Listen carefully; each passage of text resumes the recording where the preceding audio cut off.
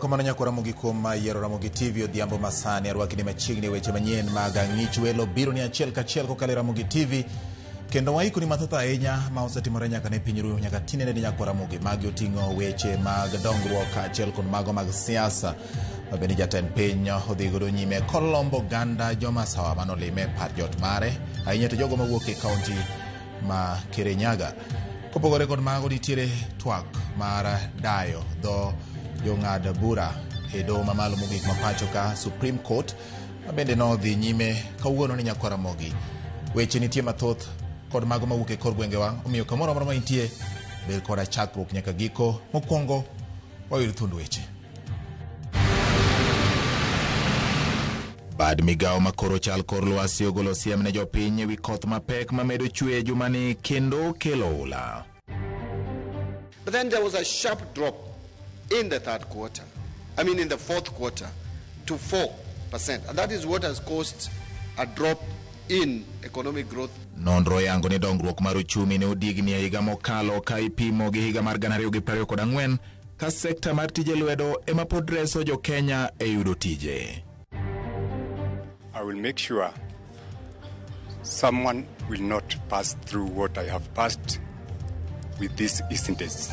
Okwach kich ochopo kendo mar timo nonro matut ewi tho japuonjre manyocha okwany ringre Kileleshwa, Nairobi.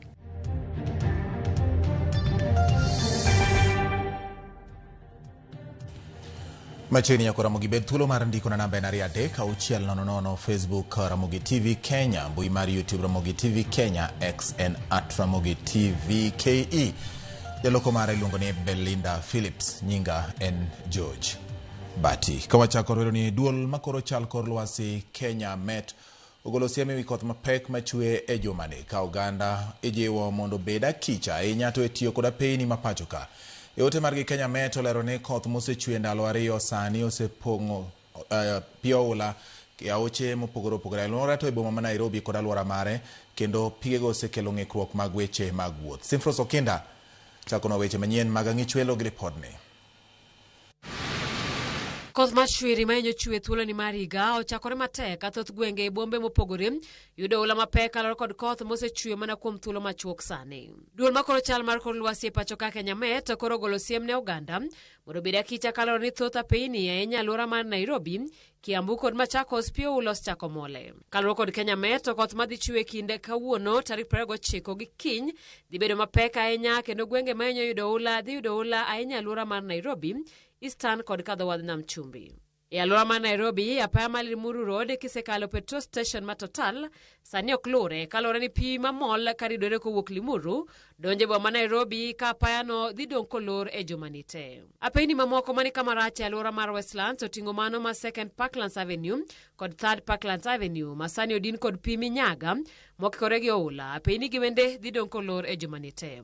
Olalo Mpaka Road mantiere Visa Oshuol bende odinore kendo pio ola mole matek. E apaya maduong' ma Waiyaki Way olalo ma ABC Place olor kiwuok e chuny boma Nairobi kalore kod pi Nairobi River maringo matek kanyo. Kamano bende Lower Kabete kar ohala maduong' Masarit bende ola mole ndarano madonjo Waiyaki Way Korodin. Komachielo apaya maduong' ma Nairobi kocho Mombasa e kar exit ma Mlolongo otimo ola machopo nyaka Mlolongo, exit makanyo ng'adore omiyo geche budho ahinya e ndara. Kenya Met bende golo siem ni apeyni masani nyaka ng'i matut gin Eastleigh First Avenue, Industrial Area momakore kod corridor mar River Road, kawachore ni oula mawuok e aora Nairobi nyalo muomo kendo mi lor gi apoya.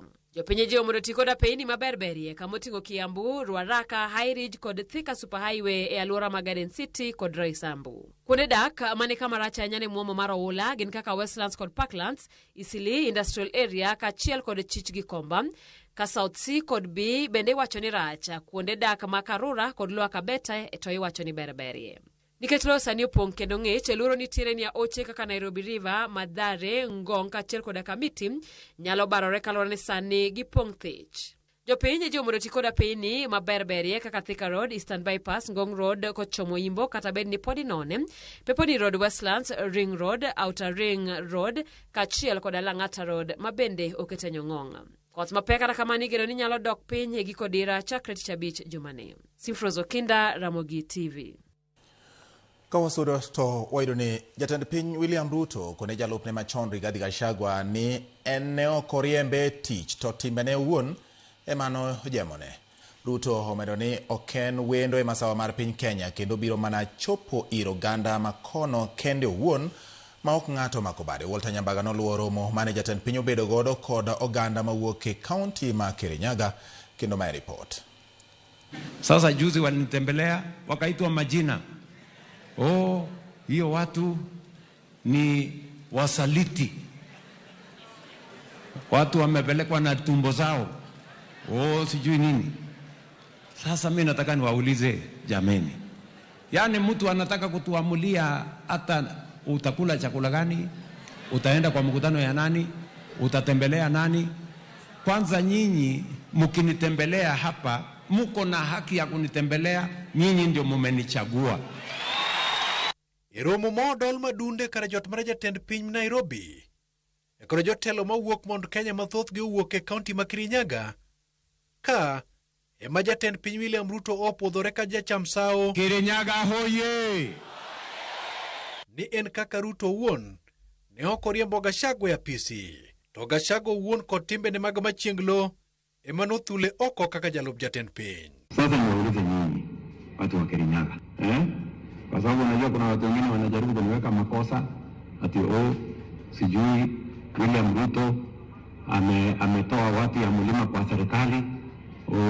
William Ruto, mimi nataka niwaulize huyu Professor Kindiki, si ni deputy president? Ruto koni en oken wendo mademi omany ng'ato makbade kasiemone Mount Kenya eka olos kod oganda no, to yango ni en owuon kaka Ruto ne olwenyo godo no kende kendo diede wiye kaongo kalure kod osiep manie kinde kod jo Mount Kenya. Mimi si mtu ya kuja kuwa introduced Kirinyaga ati huyu ni mtu fulani. Mimi mnanijua ama namna gani? Na urafiki tumeanza mbali, si ndio? Tunataka tushindane, kiongozi gani ako na sera, ako na plan na ako na njia ya kusaidia watu ya Kirinyaga. Tuongeze barabara, tuongeze stima, tuongeze maji, na huyo sio mwingine ni William Samoei Ruto. Jatel no dado doke it jolutombulu ma Mount Kenya koparo negi kitudruok mantiere kinde kod jatend piny machon Uhuru Kenyatta. Mokoni no siro nyaka giko Ruto omnono gima demi sani pimne muya gi wipeke wi sir moganda no nyalo miye. Tulikubaliana na nyinyi, mimi na nyinyi tu support Uhuru Kenyatta. Ni kweli? Si tulimsupport mpaka akamaliza miaka 10, si ndio? Alafu nyinyi mkasema wacha huyu mtu akuje pia ametusaidia hapo, wacha na sisi tumsukume. Ama namna gani? Na mimi nataka niwaulize, najua watu ya mlima, si ndio? Ni watu ambao mimi si mgeni kwao, na wao sio wageni kwangu. Hivyo kana tiko, si ndio? Si tulikuwa na Jomo Kenyatta, nitukoreto tuena Mwai wa Kibaki na Uhuru wa Kenyatta. Ni siku gani mulisikia Uhuru Kenyatta ama Kibaki akijitangaza yeye mwenyewe ati yeye ndiyo kiongozi wa jamii yetu? Sisi wenyewe ndio tulimtangaza, sisi ndio tulimtambua. President amefanya kazi Kirinyaga ama hajafanya? Kazi ya President William Ruto inaongea, Kirinyaga haiongei. Bende osiro dongruok mage ne Kenya. I will continue to make sure that wakulima wasiangaishwe na watu ambao ni mabroka. Tunataka tuhakikishe jasho ya mkulima, pesa yake inafika kwa mfuko ya mkulima. Walter Nyambaga, Ramogi TV, Nairobi. Goromo gi owuoge manotimore tend kare par loch mar jatend piny wasudo nyime tend bad migao mar ute ma nengo gi olor koro imenyo bang' lipot mar janon buge mag omenda mag sirikal Nancy Gathungu yango ni nitiere chenro moko mag dongruok mar omo 269 maonge kod obok mag lowo moyiedhi. Lipot ma kamano opedho e nyim komiti mar od bura e kinde ma jagoro e migao mar ute ma nengo gi olor Charles Hinga ochopo mar chiwo duoko ewi chal makamano. Ifinya Kidi nigi ler mathoth. E nonro manotim kod apis janon buge sirkal toketo e tim chike mag ute manengo gi olor ma higa 2022. Nonro mar fwenyo chal chenro mag piny owacho ahinya to ute manengo gi olor kod chiche manyasani. Lipodno yango ni kuom chenro 394 mag dongruok 269 onge kod oboke mag lowo moyiedhi. Lipot ma jagoro e migao mar ute manengo gi olor Charles Hinga oyie godo. The Auditor General correctly identified at the audit cutoff that 269 projects across the portfolio lacked land documentation. That figure reflects a structural feature of public land administration in Kenya, not a program-specific failure. Chenrogo oting'o chirni manyasani, ute manengo gi olor kod teyni madongo majiwarita. Kaluwore gi Hinga, nitie chenro mathoth mag dongruok ma piny owacho tae lope sirkal kata obedo ni moko kuom lopego onge kod oboke moyiedhi. Public assets across many sectors operating without formal title, schools developed under CDF, health facilities by county government, a wide range of infrastructure across the county sit on land that has never been adjudicated, registered or titled. The Auditor General observation in this respect is consistent with the broader picture and the documentation challenges it identified as a matter requiring a whole of government response. Hinga omedo ni ne gichako gedo marudi manengo gi ogonyore mok girito mondo mi giyudo boke moyiedhi malope kama igere udigo. Kata kamano, gitiyo kanyachiel gi ten migao malo maneno ni chenro no ni kare ka koro chenro 125 oseyudo boke mowinjore. The affordable housing program has not waited for that broader response.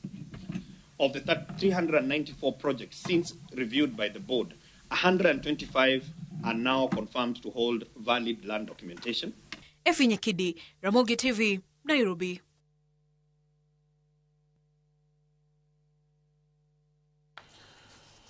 Erokamano homedo dhi nyime ka wayudo mago mowuok kuom Ifinya Kidi kaka winjo kolera ahinya e weche mag obok mag sirkal kod chenro ma sirkal keto tim ahinya to gin chenro mag dongruok ma otimore gwenge mopogore e pacho. Kaka wasore ni obila mag okwach kich ne ochopo e Kaisa apartment mayudore e Kileleshwa e boma ma Nairobi mar timo nonro matut e wi tho mar japuonjre Constance Githinji ma jahigni 22 manyicha ne otho e yo magalagala chieng' Jumapil.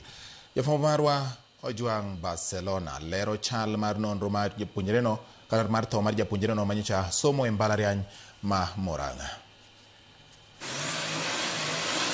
Ndalo 4 tok tho mar Constance Githinji, obila mag okwach kich ne odok e ot mar Kaisa apartment mayudore Kileleshwa e boma ma Nairobi mar timo nonro matut e wi gino madine kel tho mar japuonjre no koa e orofa mar 6. Obila mag okwach kich ne opimo bor mar orofani koya kama wachore ni Githinji nolwar koyae ka nyaka rum mane gintiere kod achich moyangore kaka Tony Odhiambo bende girango ka gikolo nonro matut e wi tho no. Jorito mane nitie otieno ma piny norugo Jumapil no bende odadhogi kod okwach kich. Constance ma jahiga 22 manyocha rik somo e mbalariany ma Murang'a ne owito ngimane e yo mapok oyangore otieno ma piny norugo Jumapil tarik 26 dwe ni. Familia mar Constance Githinji ma pod nigi chuny lit korka korgi to dwaro mondo ratiro oyudre ne nyathigi. We are still waiting for the justice of my daughter. I know my daughter, she will not get justice because she is gone. But when you are Meachwa and other people's daughter, I will make sure someone will not pass through what I have passed with these incidents. Tumeweza kuwa taken through the process, tumeona na kwa hayo tunangoja majibu kutoka kwa DCI ambayo wametake through the process, lakini bado tujamaliza hiyo mambo. Tunangoja watupe kulikuwa vipi, na wakati huu pia tumeambiwa tutasubiri postmortem, na tunaomba iweze kufanyika ili watu waridhike, pia tupate maswali kwa vile kila mtu ako distressed kutoka familia. Umesikia vile my brother hapa in law amesema, na dadangu pia amegonjeka, hata sababu hayuko hapa, na pia siblings wake wana uchungu. Tungetaka hii mambo iweze kuwa solved, even not only for us but in future, tusiwe tuko na mambo kama hii inatokea kwa watoto wetu. Tony Odhiambo ma en achich mitudo kod tho mar Constance podogeng'ne e tesend obila ma Kilimani ka nonro mar okwach kich kod mano mar bero irito mar yango ni tho mar Githinji ne obire e yo machalo nade. Ojwang Barcelona, Ramogi TV, Nairobi. Duol matimo nonro e pacho ka Kenya National Bureau of Statistics KNBS oyango ni uchumi ma pacho ka ne oyulo e dongruok mare higa mokalo ma en 4.6%. Sekta mar puro yangore ni ema ne omako uchumi ma pacho ka bengi kod kembe mag okumba oyangi ne obedo gi dongruok mamalo higa mokalo moloyo sekta mamoko. Lydia Okeyo nigi ler ewi wachni. En report ma igolo higa ka higa manyiso chal mar uchumi ma pachoka ka report matinende ma ogol gi duol matimo nonro e pachoka Kenya National Bureau of Statistics KNBS nyiso kaka uchumi ne odongo e higa 2025. Report duol no yango ni uchumi ma pachoka ne odongo gi 4.6%. Ma en dok chien ka ipimo gi higa 2024 mano uchumi odongore gi 4.7%. Kwano ne nyiso ni mano e dongruok mane piny mogik Higa 2021 kama ne odongore gi 7.6%, higa 2022 ne odongore gi 4.9%, higa 2023 ne odongore gi 5.7%. In 2021, why it was high at 7.6, it is because we are coming from a negative 0.3 when COVID, the effect of COVID made us lose in all the sectors apart from the agriculture that I told you about.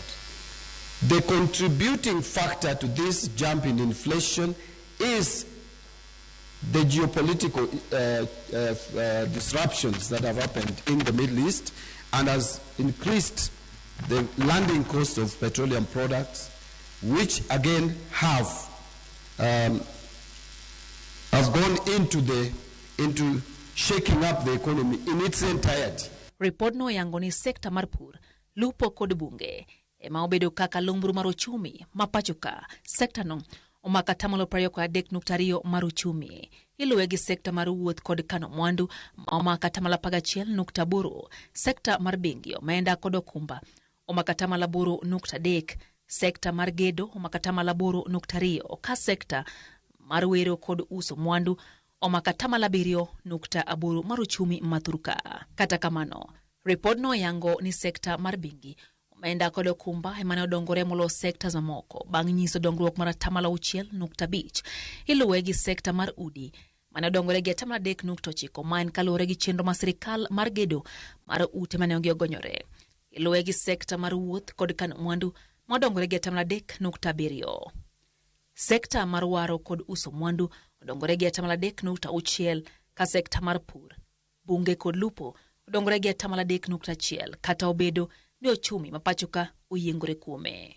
In fact, between the finance and the insurance has grown more than the finance. Oyangore ni oganda jo Kenya maromo milioni 3.5 kende mani ko tije magandika kama en 16.2%. Ka sekta mar jua kali ko tije lwedo ondiko ji mar 83.8% mar oganda jo Kenya maromo ji milioni 18.1. Sekta maloso mwandu ema ondiko ji mathoth mogik iluwe gi sekta mar pur, bunge kod lupo, kaito sekta mar uso kod ng'iewo, iluwe gi somo, gedo kod mamoko. Mauta oyangore ni e mwandu mabeche ni malo mogik ma piny Kenya nogole pinje maoko kakele pachoka e higa mar 2025. Mauta manengo ne romo siling bilioni 511.5. Iluwe gi masinde ma itiyo gode kembe manengo gi romo siling bilioni 389.9. Modhi no kel manengo gi romo siling bilioni 158.8. chumbe no kel mane giromo siling bilion 132.1 Kanyamburko mane okele pacho ka nego giromo siling bilion 131.6 kowuoyo e nyasi mar keto ayanga ripod no jatend migao mar omenda John Mbadi mane en wendo modhial e nyasi no oyango ni dine sirikal weketo kenge mag duoko piny osuru mar VAT kendo ogolo omenda maromo bilion 6.2 mar gayo nengo mauta nengo mwandu no dine oidho malo moloyo kaka en sani. Those who are talking like this are saying that we did not do enough. First of all, the highest component of levy or taxes on petroleum product is VAT, and that is what we targeted. But remember also that we have needs for revenue, and we are not doing very well in our fiscal space. So you must balance the two in a way that you don't hurt the economy by over intervening. Badi kata kamano yango ni lweny ma osebedo kadhi mbele pinje jo Arabu ma osebedo obadho ne dongruok malongo mar uchumi ok mana e pacho ka kende to e piny mangima. Sekta mopogore e pacho ka okwa mondo mi oti kod ripod ni mar konyo e ng'ado riekni mag dongo sectors gi kendo neno ne gitawo chenro magi e yo makare kutenre gi chal mar uchumi. Lydia Ukeyo, Ramogi TV, Nairobi. Ramogi kowuok e sigana no momiwa kod Lydia Ukeyo. Weche ma wayudo dhiambo makawuono en ni bad migao ma ochung'ne ng'iyo tije joyal buche kata Judicial Service Commission kokalo kuom ogai mar doho Martha Koome oyango ni koro giwalo Mohamed Abdullahi Warsame kaka jayal buche madhi chung e doho mamalo mogik mapacho ka Supreme Court. Koro mogi maendi en lemo manodong nono bang' tho mar mane en jayal buche Mohamed Ibrahim mabende ne owito ngimane bang' bedo achiel kuom joyal buche mane ochako do mar Supreme pacho ka kaluwore kod pend chike manyien. Mohamed Warsame Nyakoramogi en jayal buche ma osebedo kendo kaluwore kod Martha Koome lendo mogolo dhiambo makawuono oyange kaka jayal buche mane kod chia manyiso ni en kod nyalo mar bedo kaka jayal bura kata jang'ad bura e doho mamalo mogik mapacho ka Supreme Court. Chenro mar piedho jogo mane oro kwayo mane gin ji 6 motelo kata kamano 5 emane owal mondo odhi opiedhi mar ng'iyo ka bende gin kod oteku chia kachiel kod nyalo mar bedo e urindi ma ing'ade bura kata ing'ade guok e doho mamalo mogik mapacho ka Supreme Court bang' piedho jong'ad bura 5 manyo timore nyoro kachiel kod kawuono. Koro ni to gikone Judicial Service Commission elendo ma ogol kod ogai mar doho Martha Koome oyango ni Mohamed Warsame ema koro owal mondo bed achiel kuom joyal buche mag doho mamalo mogik Supreme Court. Parni nyinge koro biro chwal ne jatend piny William Ruto kaluwore kod pend chik 166 ma bende dwani tim kamano mondo jatend piny bende owale ayanga kaka jang'ad bura e doho mamalo mogik the Supreme Court. Nyakoramogi wang'iyo kaka chenro mar piedho joyal buche ne obedo chenro manyochakore nyoro nyaka kawuono. Mae kaka otimore. You were on a platform in a public place where you said these exact words. But I know when I retire from the judiciary, I want to be governor here. Do you have political ambitions? And is this something we have to worry about in the court? There is no problem. Maybe I will want one day to become a governor of Mandera if my people call me. But that will not affect my responsibility as a judge, and it has never affected my responsibility. Erokamano Nyakoramogi kuom kete Ramogi TV wakauyo maro mokwongo dakika en 23 mosekalo bang' saa 1 mar odhiambo weche manyien mag ang'ich welo biro ni achiel kachiel. Omiyo gi thuolo ni ka wadhi e yweyo wang'iye moko kuom ote ma osedonjo ka ma wuok kuom oganda ma opogore opogore. Aneni ka ntiere Kisumu kinyisa ni nyingi en ng'a. Greetings but Ramogi TV ler ahinya kenda mor gi weche manyien. Elijah Okoth mar Oyani Masai wacho neno news yo makare kendo neno kaka jatend piny sero jo masawa otema sa chiegni chopo mano kaluwore kod Elijah Okoth ma wacho kamano.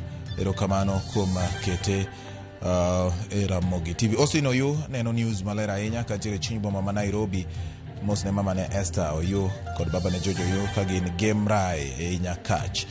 Erokamano in bende kuom keto kama Ben aneno chenro maler kantiere Nairobi ji mondo obi owuog oko mar go ombulu kendo ji omed dikore kaka jogo ombulu mondo wabed mang'eny kendo wabed gi duol motegno. Mano e kaka ondiko kanyo kwa Ramogi luongo ni Belinda ka entiere Limuru.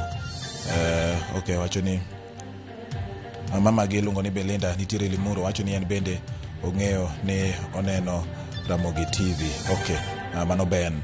Erokamano ahinya. Aneno ka joma bende medo oro na ote mopogore opogore. Mwalimu Evans Agaya nyisa ni oganda jo Kenya gin emotionally disabled kata gin gi disability mar emotion. Wacho ni mental health is an issue. May God protect his people. Wacho ni jo Kenya nitiere kod dang'ni mag paro kachiel kod paro madang'ni gi weche mathoth machando wigi ma nyaka koro ng'i kaka Nyasaye bende nyalo reso gi weche machalo kod mago. Okay, paro ni temo wacho ni mondo lem ne Kenya e yo machielo. Yina mondo akaw yo mapiyo piyo nyako Ramogi kaduogo podan gi weche mamoko ma en Ang'ich Welo ni Ramogi TV. Kikidhi mabor.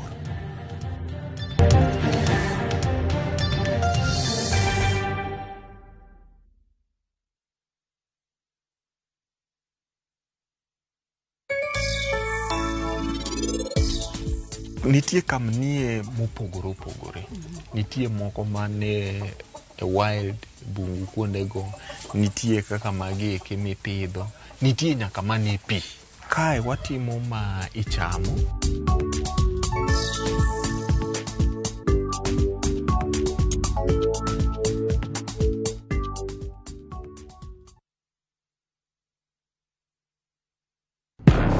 Hera, andhoga, adira. Naye kodi. Nokang'eni ni nyalo timre marich kamae. Ich lach ok duong' dhot. Obiro donjo to kao. Nyaka sani podi nikia gimoro amora mantiere pacha. Hera miyo ng'ato bedo gi teko mar timo gimoro. Kendo nyalo lokore pap mar lweny. Odni opong'o mana hawi marach lilo. Makruok gi ng'ato nigi nengo mare. Ing'eyo gimarach kodi en ni onge ng'ata piny kama da bedo gi wat kodi. Oromoniti. Remo biro yiero bedo korka ng'a. Kata kapo ni wan jokor gi nyako, mano konyiso ni wan waonge ratiro mekwa, omiyo an abiro chung' kode. Onge gima siko kopondo nyaka chieng'. Sama dera chiegni, gik moko duto wang'. Sanju gire jiven ng'ata chiel. Wae donga wache dier. Parineti. Wuok tich nyaka ngeso. Saa 2 gi dakika 15 otieno.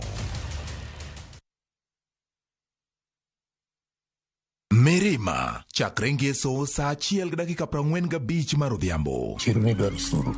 Nonsense. Jotend kaunti bedo keto kech mbele. Boni chulo gima Boni dwaro. Ogimoro omro gi tijwa kata gima nyuolwa dwaro. Ng'ena eri gachiega. Wea kad. Maua ma plastic atero kanye. Chieng' wacha dieri ok en chieng' dhao. Ng'anyo chakre kiny. Ang'o marach ga kodi mama? Pamela, abiro arrange for everything. Abiro chulo gimoro amora midwaro. Peso bondo en pi wang' jolupo e nam kae. Pesa en pesa Otieno. Jochiende modonjo nyathina, jochiende kwelo. Achiko were mbi Yesu. Kabisa. En galemo mar okombe kose mar glasi.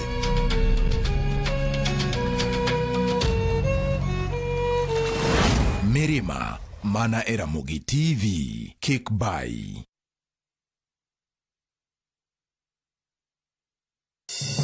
Ngima ok yot. Jawagi wachoga ni piny nyalo goyi boxing. Jot manigi geno mar dak e ngima maber. Ja pesa en ng'ami pako kata okoso. Urateng tigas mani wang'e lando. Chakre koso rent 30,000 kura yudo kanye sani. nyaka kweo jirani sukari. Nyako chia ijoga ka. Ijoga ka ena yani pokanyisika. Thank you. Chenro mora mora mipango lokre to bedo chandruok maduong'. Chief dhi nadi kono. Chief dhi kako dwaro to bende pod obiro mana dhi kako dwaro no. Wuogi osiepe mariek to gi jirende makelo kisran. Ine jalwet nyako chia. And those crazy ideas must just come from. Nyiero to ok kosi en Nyarkochia. Tich Abich saa 1 gi dakika 45 otieno.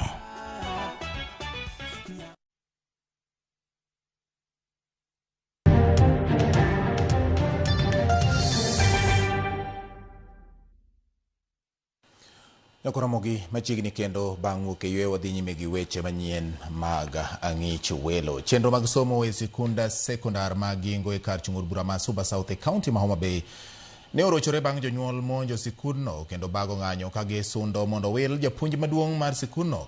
Kaka ripota marwa Alia Beach lero, japuonj maduong' mar sikundno to kwedo weche mag jonyuolgo ka okoni gin mana weche mag winjo. Jonyuol ma nyithindgi somo e skund sekondar mag Gingo e kar chung'ur bura ma Suba South okinyi ma kawuono ne omonjo skundno ka gisundo mondo wil japuonj maduong' e skundno Nyango Uma ma giseyo kuom tiyo marach kod mwandu mag skundno kod dwoko marach ma giwacho ni skundno osebedo ka nyiso. Jonyuolgo mane oting'o bok ne odino dho ranga skundno ka ging'anyo gino mane orocho chenro mag somo e skundno kuom seche buora ka giywak ni chenro mapile e skundno ok osebedo ka dhi nyime kaka owinjore. Wabiro ka wan kod ywak marwa en ma Principal Magingo frustrate nwa school kachiel kod jogweng kod resources mag school o misuse. Performance mag school oketho. Principal marwa okaw school oriembo ng'at achiel.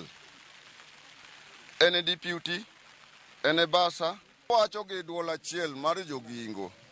Ne principal ni to kwadwar kai. Sani kidhi e dom mar chuo, dhoot omukore. Nyithindo nindo nono. Nyithindo nindo onge kata dhoot. Jonyuolgo bende wacho ni nitie jogweng' moko mane tiyo e skundno to kata kamano ne ochungi e yo moko winjore ka bende giwacho ni bedo ni skundno ok tayo yo malong'o osemiyo thoth jopuonjre odar e skundno ka gidwa ni mondo duol mochung' ndiko jopuonj tich TSC odar japuonjno kelnegi japuonj manyien. Nitie jonyuol mane yudo maisa gi e Gingo e skul ka. Kane giomo pi, ne girito, ne gibeto, jonyuolgo riemb te. Oliemb gi chiegni nusgi. Jomoko ne kelo nyaka nyanya kaka iwinjo giwacho no. Wawuok kaso ochiko tieno, moko ne sikul Fatatilan, moko bisindo Moigas, moko bisindo town, nyaka metuo. Wasebedo gi pek kaka jonyuol kendo kaka jogweng'. Skundni ni watiye matek mondo skundwa ni obed ka. Nisolo kumwa dwe, nisolo kumwa masino nyaka ka. Mondo wan wabedo e skul machiegni kodwa ka. Mondo nyithindo kik chand. Onyaka japuonj ni donj ka. Japuonj ni e gimoro amora from down to Kata kamano japuonj maduong' e skund sekondar mag Gingo Nyango Uma ne okwedo mokalo weche jonyuolgo eko ka okono nyaka nodonjo e skundno higni 2 mokalo. Osetemo monyalo mating'o malo rang'iny mar somo e skundno. Bende okwedo weche ma jonyuolgo wacho ni ne oriembe tich jogweng' moko mane omo pi e skundno ka okono skul ni kotangi adek madongo mag pi ma jopuonjre osebedo ka konyorego ma ka odok chien tikelo negi pi maler gi lori ka owuok Mbeta nikech pi mane thoro tigo e skundno ne tuomo e nam Lolwe kendo ne ok ber kod ngima jopuonjre. Apisa mowuok e migawo mar somo Lydia Ng'inya manotimo limbe e skundno ne okone jonyuolgo mondo ore mos kendo giwe japuonj odhi nyime kod tijene kane osingonegi ni ng'ur margi no idhi losi. Weche duto ma winjo kuwacho gin weche manyiso ni chunyu ma iye gombo ni mondo skul osud odhi kamoro. Kaka jo TSC manokelo ne wacho, ne giwacho ni mondo Onyango ogol nwang'owa e skul ka. Weche duto en kaka jatelo odhi ketonu kare. Kata wago koko gi sani to ang'eyo ni barua nyaka ndiki makel kore ka japuonj timang'owa donjo. Ok dangwa kela sani ni tanyiso uni weche duto muwachogo jatelo dhi kawo ne action mondo skul odhi nyime maber kaka chunyu dwaro. Alia Beach, Ramogi TV, Homa Bay. Wauga ne gwenge ma Suba South wadhi nyaka gwenge ma Nyatike kaunti ma Migori. Bang' rito kuom higni mathoth jodak e gweng' ma Riat Kong'owe ward ma Kachieng' e kaunti ma Migori gikone to koro nitiere kod geno tok tend kaunti ma Migori yawo kar thieth ma Riat Kong'owe.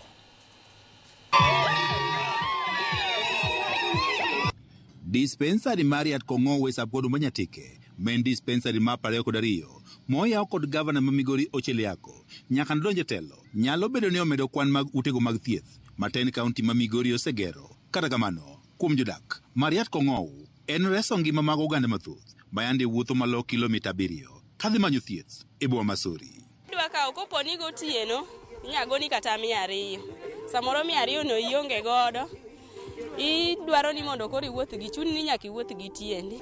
Ka hospital obiro machiegni kae wagoero kamano. Mine wuotho ka mine man gi wuotho kendo moko ne to kategorio Koro we are blessed because from this time henceforth onge tabu momo bubedo go bed nyathi bed jaduong ubedo thieth Riat Kong'ow dispensary. All our referrals, you go to Rongo, you will find equipment being supplied, commodities being supplied, and infrastructure being put up, and also staff being recruited. Jodak Mariat Kong'ow kwano gande mathoth, to ainyaje mamine, mabende koro osewito ngimagi e kinde mokalo, nikech kinde mokalende gionge kod kar thieth. Ginyuole korio, ginyuole ot. Nikech samoro means of transportation bebedo matek nikech wanga yore manyocha wango bende nyocha richo kabisa. Machiegni kaka nyocha wawitu miyo manyuol kano dhi nyuol ka TBA motho mowe nyathi miyo no yande waiko machiegni. Wasekelo daktari mabiro thietho ka, wasekelo equipments, wasekelo kama mine nyalo nyuole, wan gi delivery beds. And ageno ni chandruok ma jotuo ma area ni osebedo godo kagilao thieth kuonde maboyo koro biro rumo. Thoth mine mapek e gweng' Mariat Kong'ow yando osebedo kanyuol kanyamrerwa nikech bor mar osiptende. Nyithindo adek, ariyo ayudo pek sana. Mokwongo adhi e klinik diriyo aweyo. Mar ariyo adhi dichiel kaluwore gi pesa taweyo. Nyuol gi kanyamrerwa kaluwore gi pesa. Yepo mar dispensary nigeno ni dhi loko historia mar gweng'ni ma oganda osebedo kod pek mayudo thieth kuom kinde malach. Ni kawuono osiptal mokel kani mine dhi yudo konyruok. Nyithindwa mang'eny nyocha ka delivery otimore kate within a month only maybe 3% mane nyuolo osiptal, 7% ne nyuole ot. Mabedo nwa malit kabisa. Sani wang'eni 100% of mine ma dhi deliver sani dhi deliver e osiptal. Mama no bernwa. Waneno ka sirikal otimo maber gi kelo nwa nas ma osomo nyuolo mine. Gavana ma Migolo Cheliako mane wuoyi kinde mano yawa yanga dispensary ni Mariat Kong'ow ne osingo medo gero utego mag thieth mondo gano ber kod yot e yudo thieth. Our staff have also had difficulties in running these facilities. So my administration, when we took over office, we started by fixing the physical infrastructure that had been run down. They were not in good shape. We continued by ensuring that water supply and energy supply, electricity supply would be available, clinical officers and doctors. As we speak today, these facilities are functional and we continue supplying commodity to them. George Juma, Ramogi TV, Migori. Director mar weche manyien e kambi mar Royal Media Services Linus Kaikayo jiwo jopuonjre mag mbalariany ma Masai Mara ma mondo olure kod kido makare ka giikore ne donjo e paw fwambo gi keyo. Ka oloso e romo mar lalruok ma okelo kanyakla jopuonjre gi jopuonj mag mbalariany no manitiere Narok, Kaikayo jiwo jopuonjre mar neno ni ok gibedo gi obadho ka gidonjo e tije mag fwambo. Bende ojiwo gi mar bedo gi maino e sombgi ka gimedo somo rieko mar kaka ginyalo biro donjo e chiro mar tiyo tije mag fwambo. There we receive fire. The guest speaker, Bwana Kaikai, batch boxes are 6. There's something winning early does to you. It becomes a beast, a very demanding one at that. Success is then demanded of you, not just by others, but by your inner core. We learn a lot also in audience analysis. And I just want to hear what you want to tell us. I want to see how you can open our students' minds so that they don't feel the traditional media is still here with us. They need to open up, they need to go out there and see. He has remained deeply committed to reflecting on and addressing the moral obligations of our time. Mine is to just thank you for heeding the call of a teacher beyond boundaries. Ramogi wadhi yweyo machielo neno ka ote medo donjo ka Ramogi mora mokalo ma Caleb ka entiere onoro kwa Bwai Ward. Erokamano Brian Pinka Morgi weche manyien mag ang'ich wele Ramogi TV. Erokamano Brian in bende ka ikete Ramogi TV. Kasto ka bende noka Nabi Wood Onguta mar wang' neno Ramogi Lerahenya Migori County. Gima dhiere ni Kenya tinde olokore Paul Wenye majotelo aparo ni maini en ote mano oro to nuoyo koro wakale kala gi kanyo. Haya, weche gi medo donjo kendo ji medo orona ote ka Michael Ounde kantiere Rongo Bati awinjo Ramogi TV yo makare noka okone gavana okonyo jo kachieng gi hospital koro kik gibed kod midhiero mara manyo thieth. Erokamano ahinya Bishop Ombogo kawuok Nyawita Bati kaluwore kod kaka koth chwe Nyasaye ohero jo Kenya. Pige mag oulago onego ti godo maber mondo kangi mondo gibi gikonyo ganda e ndalo mag oro mondo chiemo bedie piny kendo tieko nok mag tije. Wachne waneno koth waneno koth kamidhiero. Mano gima Bishop Ombogo kawuok Nyawita Kagan ojiwo godo jo telo kachiel kod jopiny ni pi ma ineno kaka oulago winjo bed ni chokogi mondo biti kodgi e kinde ma koth biro lal kendo pi duono. Erokamano ahinya.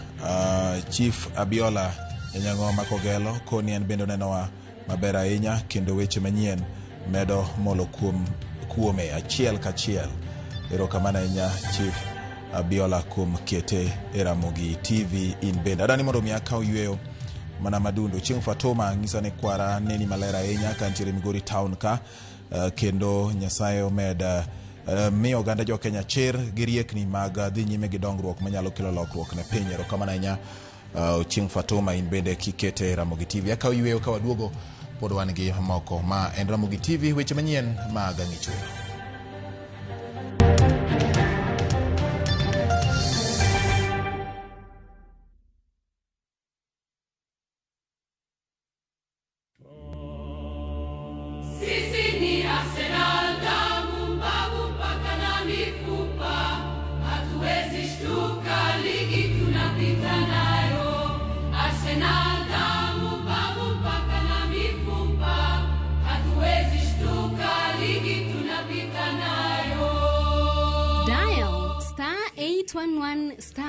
*575# to get Arsenali Damu as your skiza tune.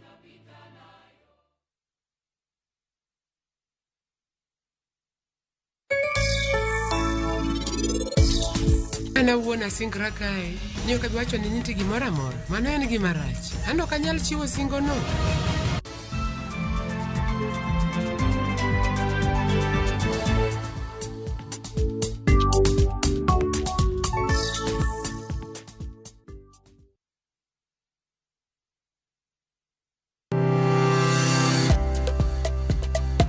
Chalo chiro igo enengo ingiewe to bende iloso e mwandu tich ang'wen ka tich ang'wen juma ka juma are saa 4 mar okinyi nyaka saa 7 mar odiochieng' arwaki e paw ohala itime nade yot mage mantiere to maling'ling mage mantiere. Kidwa chako ohala ichako king'eyo gimomiyo ichake gi gimomiyo idwani time. Magi gin penjo nyakurom gajuang' madwaro duoko to ka emwabiro duoko gie Siwinde mar ohala kod an Lydia Okeyo. Kik bai.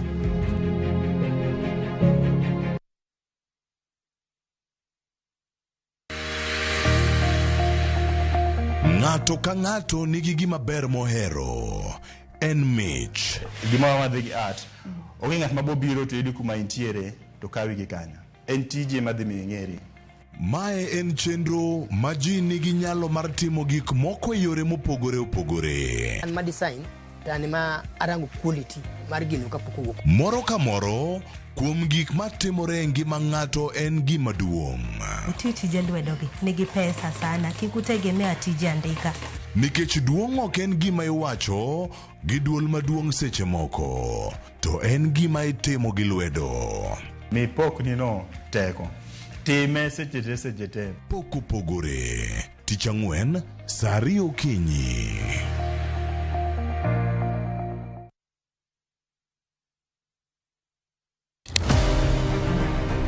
Any woman can be Mrs. Ombaka, but not any woman can be Dr. Ombaka. Gin mine ma bende osebero ngima magi ka bende gijiwo joma moko otim kamano. Wadwani mondo wajol joma mine, watieg joma mine, mondo kwan joma mine mantie telo obed mang'eny. Gichiwore mar mako lwet jogo mawuok tokgi. Sa ochopo manyaka wan mon ok wanyal timo demonstration. Twanyalo timo sit in. Watemo wacho ne nyithindo manyiri ni kaber to konego bene oringa kende ka wiye bare ni to tina chom kanye ka nitie gima thage to yudo ng'ama miyo mosewuotho yor nieri to penjo wach mantiere. E chenro ni mar mine wacho wakelo mine mantiere gi lony mopogore opogore. Tudi koda juma ka juma Tich Ang'wen e chenro ni saa 3 mar otieno.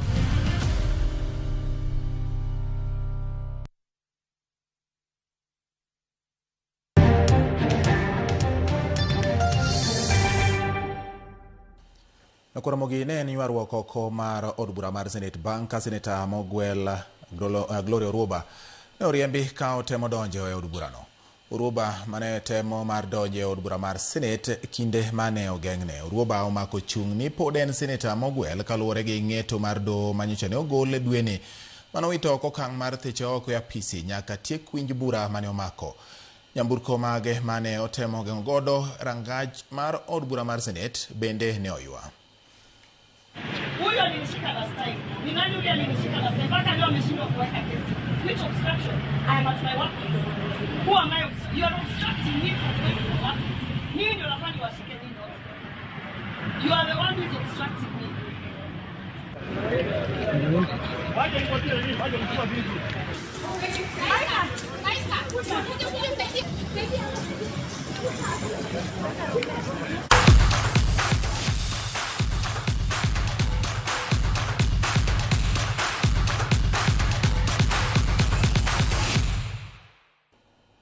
Kodhi nyimene romo molosi gi CAF ma loso wi keto arita makare pe mag tuke dhi nyime boma ma Nairobi.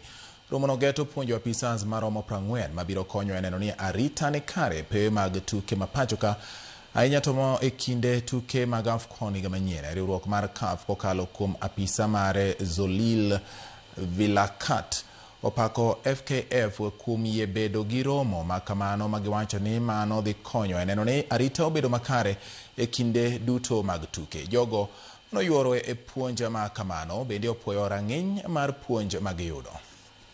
And I was appointed. And in CAF HQ, Safety and Security Department, they will tell you knowledge. I know I have formed. The experience we had during CHAN from a safety and security perspective. I know we have a culture and we have to keep on changing that culture through capacity building and workshops. Our people need to understand what they need to do during match days. Our people need to know what they need to do during events. I think from this workshop, because all our clubs have safety and security officers, but I think we need to keep on empowering them through such workshops. And in the ride-up to this workshop and after this workshop, I'm sure we will put proper measures, especially through our office. Where we trained 40 club safety and security officers in Kenya, and that was before Shan, and we saw the impact of the training happening in Kenya before and during Shan, and we're still seeing it even now. We are glad that the member association is in good collaboration and communication with the CAF Safety and Security Department in such a way that now they have recalled us again to add the number of safety and security officers. Team mar Kenya mar volleyball mar jok machuo KPA kawuono loyo Nemo Stars ma Uganda sets 3-1 tuke mag Afrika madhi nyime Kigali e piny Rwanda. Kenya noloyo set 3 kama na set mar ariyo kende manologi. KPA noyudo loch mar 25-21, 22-25, 25-11 KPA koro donjo e quarter final ka timbe mamoko mag Kenya manie tukego gin GSU kod Equity.